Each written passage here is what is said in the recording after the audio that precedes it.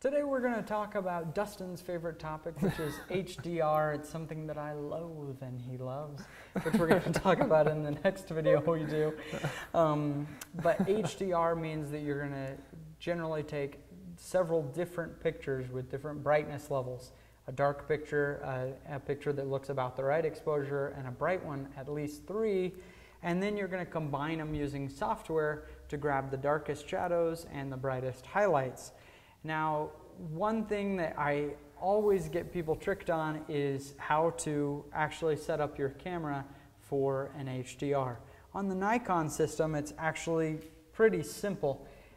You press your bracket button. On this camera, it's at the top of the mode dial, but usually you'll find it just to the side here by your pop-up flash. You'll press in your BKT button, bracketing button, and then you scroll the wheel at the front of the camera. And when you do that, it will allow you to shoot multiple exposures. So it'll take 3 pictures and you're set to go. How do you do it on a Canon? The Canon's actually really easy. I think the Canon designers, they kind of had a beginner in mind, because all you do is you go into your menu settings and you're going to look for a menu item that says AEB or BKT for bracketing, and it's auto exposure bracketing or bracketing, however they want to term it in the current camera that you're using. And you just use the dial and you'll adjust it and you hit OK on the menu on the back, and then you're set. With Canons, the best way to get the 3 exposures to take consecutively is to set it on a timer, so like a 2-second timer, and it'll fire all 3 right after another. But if you don't, then you have to take 3 all on your own.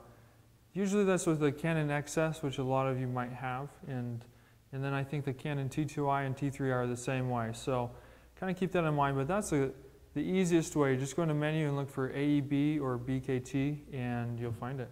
Yeah, and it's the same way on a Nikon. Sometimes, you know, I'll be out at a landscape shooting and I'll be shooting a whole bunch of bracketed photos and I'm like, oh shoot, am I at the low one or at the high one? You can actually look on your LCD screen and it'll show a little flash at the bottom of a meter. That means you're shooting the low one right now. Or if it's in the middle, means you're shooting the correct exposure. Or at the right, means you're shooting the high exposure. And that's an easy way to see. But Dustin's tip of just setting a 2-second self-timer, you know, the thing where you set it and then usually run out and put your arm around your wife and say hi for the picture.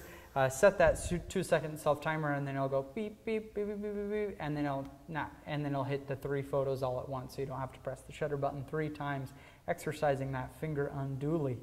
The trouble with auto exposure bracketing is that I guarantee you're going to think your camera's broken the first time you try it.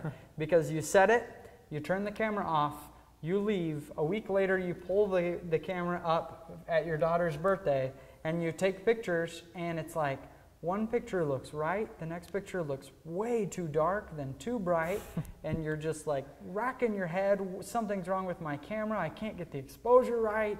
And it's because bracketing stays on even after you turn the camera off and then on again.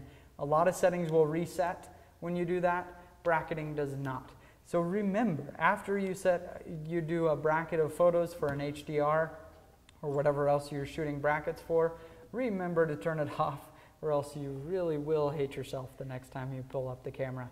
I'm going to admit I did a senior portrait shoot once, and I had just done bracketing before. It was really bright outside, so in my defense, I couldn't see the LCD screen very well. And I shot the whole senior portrait shoot bracketed. So every 3 photos looked great, but the 2 in between were way too dark or way too bright. Fortunately, I was able to salvage the shoot, but it was a little bit embarrassing that I hadn't watched more carefully. I make mistakes just like everybody else. Yeah, so keep that in mind. Even if you're doing exposure compensation, you'll run into the same trouble. Same thing. Yeah, we had someone just the other day say, my photos are way too bright, and that was after we taught them about exposure compensation. We knew exactly what was wrong.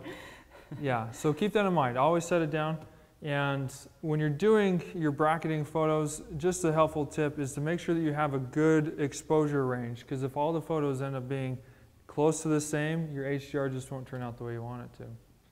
That's auto exposure bracketing in a nutshell, and join us next time. Okay.